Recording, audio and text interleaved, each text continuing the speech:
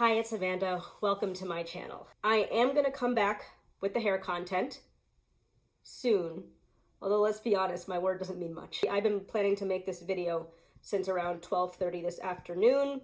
Now it's the end of the day. I plan to be in bed within 2 to 3 hours, but I am actually going to take my hair out and do my face. Why? It's a good question because half the time I don't even wash my face before I go to bed, so there's no way I should be putting on makeup. Today is actually my birthday, and I'm trying to get in a better headspace. This wash day was Shampoo USA. I have only been using Melanin hair care this whole time, like for the last several months, but this week I got a little fancy and actually did a deep conditioner where I had to get into the shower twice. So, sorry, I keep pointing. This is the Shampoo USA fermented rice water collection.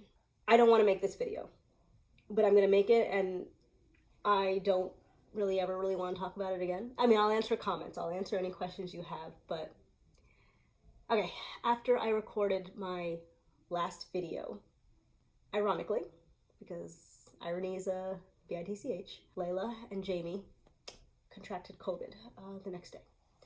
It was their first infection. I'm using Mented Cosmetics, which I was referred to in the comments section in a video a very long time ago. So there were about 4 or 5 people who recommended Mented. Thank you for doing that. I mean, I don't really know much about makeup, but it was a brand that I feel like I don't have to be scared to put on my skin based on the ingredients, and hasn't killed me yet. So I still haven't gotten the hang of this, and I forgot my little beauty blender thing. I had mentioned in my last video that we have still been avoiding this thing like the plague. I think I might have mentioned in passing that Aiden got it in October. That was incredibly tragic. I really felt like it could have been a one-off thing. COVID is terrifying to me, so that's why I don't really want to talk about it, but I don't think that I could have just like never mentioned it. I'm hoping that we're within 10 days of this all being over. And once it's over, I don't want to think about it. I'm definitely not doing a video on it, but I feel like it would be weird to never mention it since I have talked about, the subject enough. Long COVID is my biggest, greatest, fear, other than like obvious things like losing family members and all that kind of stuff. But anyway, I don't know how to put on makeup. Don't make fun of me. You can make fun of me if you want. I don't really care. So the week that he got it, I allowed him to go to a birthday party. It was at this place called Bounce You, which is a huge like bounce yard. I incorrectly figured that since it was such a big place, there were only gonna be about 12 children going, and he's with these children every day anyway, masked. He's the only one who wears a mask like in his school, but that it would be okay. I have a CO2 monitor because we're that intense. And when we got there, it wasn't good. CO2 readings, you want around like 700-800. That's like really good. Outdoors is like 450. The readings were about 1270. I was like staring at my CO2 monitor the entire time because I'm like really popular with the other parents. I was the only freak there in an N95 with a child in a mask, clutching my CO2 monitor. The point of having a CO2 monitor is that you know when you are in a place that might not be the safest place for you, and you should act accordingly. So when I saw those readings, at that time, those were the worst readings I'd ever seen. I should have left. I didn't. Like birthday parties, obviously you have like a food portion. We left because we don't unmask indoors, and there are no exceptions in that kind of a setting. There was an outbreak in his school the following week, and 13 people in his class got it. So the party was on a Saturday. He tested positive on Tuesday. Really faint positive, like an almost imperceptible line, but a line nonetheless. This is not the one I meant to bring with me. I actually hate this one. He was actually with Christina, like talking to her downstairs. When this happened, I screamed, "Hayden's positive!" Quarantined him in his room until he tested negative, pretty much. That's a whole long story, but I don't want to get into that. We all masked around him. We largely just kept him in his bedroom. He was positive on a rapid for 17 days. This was 2 days before he was supposed to get his bivalent booster. His piano teacher also got COVID that week, but they both masked. His piano teacher double masks in a KN95 and a surgical, and Aiden always wears a mask. I actually don't think he got it from his piano teacher. I would be very surprised. Also, the timeline would have been off. And I think we caught it like just as it was rearing its head. He didn't infect anyone. His symptoms also the whole time were congestion type symptoms. They were pretty bad at a certain, like, you know, when you have a really, like when you have a bad cold. I am not saying that COVID is a cold. It is a vascular disease that is airborne, which makes it horrifying. But he had mild symptoms, as people would call it. He tested positive October 25th. I really don't want to talk about this. This time around, I don't know how it happened. Jamie, like, of all people, goes absolutely nowhere. He goes to the doctor. That's where he goes. And we will do things outdoors. My mom was over with her unmasked at the time. I was masked when I came in. But this was a really aggressive strain that she had in terms of, like, the level of infection. I had come back from the library with Aiden, and Layla was being a little bit symptomatic. So I called the pediatrician, and I'm like, you know what? The pediatrician's going to ask me if I did a rapid. So even though there's absolutely no way it could have been COVID, I am going to give her a rapid just so that, you know, I can say, yes, I tested her. I'm not going to lie. The thing turned bright positive in like 4 seconds. I was like, nah, that can't be right. So I did another test. It was right. I don't know how.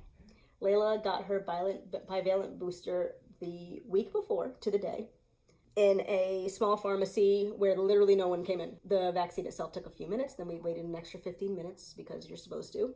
No one came into the pharmacy that entire time. It was just us. That was the only place she'd been in public.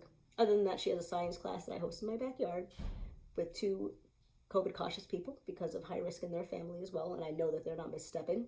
I'm not going to get into this because it's actually like a really controversial thing with her, and I don't want her to quit again. Yes, my babysitter quit. That's a whole other story. She's back now. She gave. It's from her. Things have come out recently to solidify that even though she didn't actually, or we didn't see a positive test, it was her. So COVID came into the house. And that also is the only thing that would explain how Layla and Jamie got it the same day, because they don't go anywhere. They don't have close contact with anyone. I brought my calendar so I don't have to think about it. And yes, my entire family got it. My mother, sister, and father are all high risk. So Layla and Jamie, they gave it to me and my mother on the same day. Me, Layla, and Jamie gave it to Nick. My mother gave it to my father. My father gave it to my sister. We're still in the thick of it. It is February 8th. So Layla and Jamie tested positive on the 19th. On the 21st, me and my mother tested positive. The 22nd, Nick tested positive. Keep in mind, I slept in an N95 and a face shield from Thursday until Saturday. I didn't leave my bedroom. Layla didn't leave my bedroom. Jamie didn't leave our like top floor, which is right outside of our bedroom. So the 3 of us were upstairs for a very long time, actually. And Nick had to bring us things. There was too much viral load, evidently, despite purifiers and air and open windows. He got it. On the 23rd, Dad got it from my mom. The 25th, Christina got it from my dad. On the 26th, Layla and I were both negative. On the 30th, Nick was negative. On the 31st, my mom tested negative. We all took Paxlovid, by the way, at our first positive test. Nick and my mother both rebounded on Thursday the 2nd. Christina tested negative for the first time on the 4th. Christina tested positive again, so she rebounded yesterday. Aiden tested positive for the first time yesterday. Now my mom, dad, and Nick are all negative today on my birthday. That was probably all really confusing, but my point is there were a solid every 2 days, someone else tested positive. We had people testing negative, and then we had people rebounding 2 days later. And then on day 20 of all of this, Aiden tested positive. We were able to keep him, we were like remote parenting him for 20 days. Or I guess it was like 18 days, because I think after Nick's rebound, he kind of reached a point where it was too hard to, and I also got sick after my infection. Oh, there's so much related to this. I had a completely asymptomatic infection. I'm the only one. But then after I tested negative, 3 days after I tested negative, I developed really bad sinus issues, and I'm still dealing with them right now. It's been really, really rough. I'm taking a whole bunch of supplements, and I'm not really a supplement person, but my dad refused to take the supplements. I wasn't really giving them to Nick. I don't know why. That was a misstep on my part. But the people that have taken the supplements have done a lot better. There's no Paxlovid for Aiden. There's no antiviral, and I hate that. I am so scared for him now having it twice, and I'm horrified that he got it at home. I am horrified that my baby and Layla got it. In case you're wondering, like, when in all this did I have time to wash my hair? My babysitter has continued to come. She's the only person that's been around them that has not gotten COVID. So that kind of speaks to the whole, you were probably patient zero. I don't blame her for it, by the way. She didn't do anything purposely. This is like one of my worst nightmares. Layla, Jamie tested positive 22 days ago to the day. And we are now starting again at day 0. It hasn't helped my emotional state. I'm gonna get back to the hair content. I don't even know which one I'm gonna do first. There's only like 2 brands that I have to, I have Oil of Essence, Pure Bella, forgot about that. I probably have like 6 brands that I still need to this is a new thing. I've actually been brushing this out. It actually looks pretty cool. I have about, my braids were thicker last week, so it didn't look quite like this. I have about 6 brands to review. Sorry if this video is weird. I gotta get downstairs. My babysitter needs to leave like now, so I gotta go. I just wanted to hop in here. Okay, I think I combed it like 3 times too many. I just wanted to jump on here, do my face at like almost 7 o'clock in the evening because it's a waste. I might have even said in my last video that, we've been able to avoid this thing again the next day. Now that I've told you, yes, I will answer any questions, but this has been horrific, to say the least.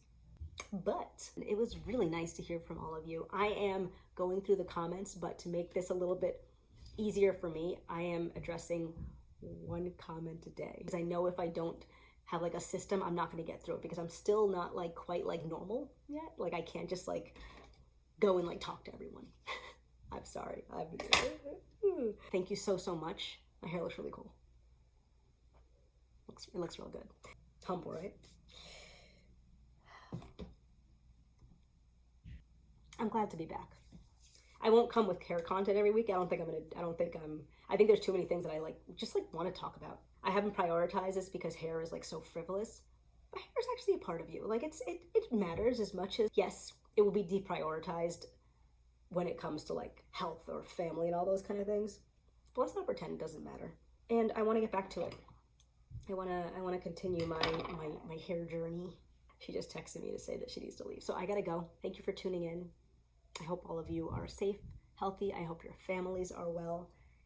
And yeah, drop any questions in the comments section. Layla chopped off half of her hair. Half of like a portion of her hair. Like this much hair. So that's the whole thing. My kids have watched about 4,700 hours of TV in the last 22 days. Because that's the only way we've been able to do this. And Layla was lying down watching Chip and Potato, and some hair was in her face, and she couldn't see Chip and Potato. So she picked up my hair shears, which I don't usually hide. Now I do. And she just cut some hair. So it was like if you have a piece of hair, she just like went there, and she was like, now I can see Chip and Potato. Yes, Layla, you can. Thank you for watching.